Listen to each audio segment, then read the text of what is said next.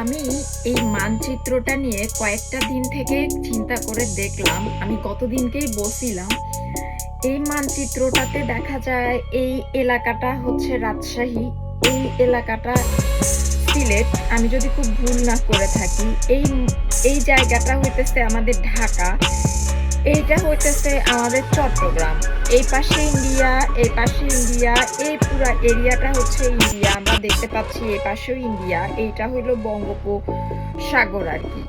তো রেল লাইনটার আমরা সচরাচর কি চিন্তা করি যে কত দ্রুত আমরা আসলে একটা জায়গা থেকে একটা জায়গায় পৌঁছাবো, আমাদের কম সময় লাগবে, আমাদের কস্ট কনজিউম হবে। আমরা এই সব চিন্তা করি যে দ্রুত একটা জায়গায় যাব, শর্টকাট ওয়ে চিন্তা করি। তো আমার কথা হলো যে আমরা ইন্ডিয়াকে হেল্প করতেছি, দ্যাটস ভেরি গুড, আমরা খুব হেল্পফুল জাতি, আমরা হেল্প করতেছি। তো আমরা কেন এই শর্টকাট রুটটা কেন আসলে ইউজ করলাম না? মানে আমরা এই পাশ থেকে তো এই পাশে আসতে অনেক কম সময় লাগতো না? তো আমরা তো এই রাস্তাটা ইউজ করতে পারতাম, কিন্তু আমরা সেটা না করে ইউজ করতেছি পুরা বাংলাদেশের এই মাথা থেকে পুরা সিলেটের, ইন্ডিয়া দিয়ে সিলেট দিয়ে পুরা এই মাথা থেকে এই মাথা, মানে আসাম থেকে মেঘালয় এত দূর। কিন্তু এই তো এটাও আসাম, এটাও মেঘালয়, তো এখান থেকে এখানে আসাটা তো আমাদের জন্য ইজি হতো।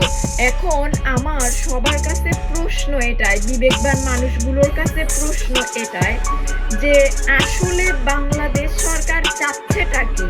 আসলে এই পুরো আমরা এই শর্টকাট রাস্তা ইউজ না করে, মানে ওনারা এই শর্টকাট রাস্তা ইউজ না করে এই রাস্তা কেন ইউজ করতে দিতেছে ভারতের রেল যোগাযোগ হওয়ার জন্য, রেল যোগাযোগের জন্য? আমার আসলে বোধগম্য হচ্ছে না, বা আমি আসলে বুঝতে পারছি কেন, কিন্তু আমার আসলে আপনাদের কাছে প্রশ্ন থাকলো এটা কেন।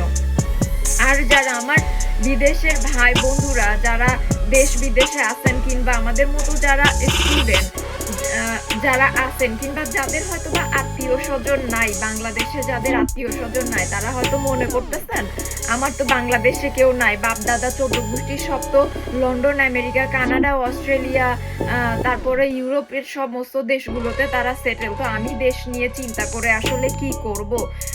তো দিন আসলে সবারই আসবে, ঘুরে ফিরে দিন সবারই আসবে, ঠিক আছে? যারা ন্যায়ের পক্ষে কথা বলে না তাদের অন্তত আসলে তাদের জন্য বলার জন্য আমার আসলে কিছু নাই। আর আরেকটা কথা বলি, ওই যে আপনার বাপ দাদারা তারাও কিন্তু বাংলাদেশ থেকেই আসছে। আর আপনি ভুলে যায় না যে আপনার পাসপোর্ট যেই দেশেরই হোক, দিন শেষে আপনি যদি বাংলা ভাষায় কথা বলেন, যে এলাকারই হোক না কেন, আপনি কিন্তু বাংলাদেশি। তাই বাংলাদেশি স্টুডেন্টদের না একটু সাহায্য করেন, সাপোর্ট করেন।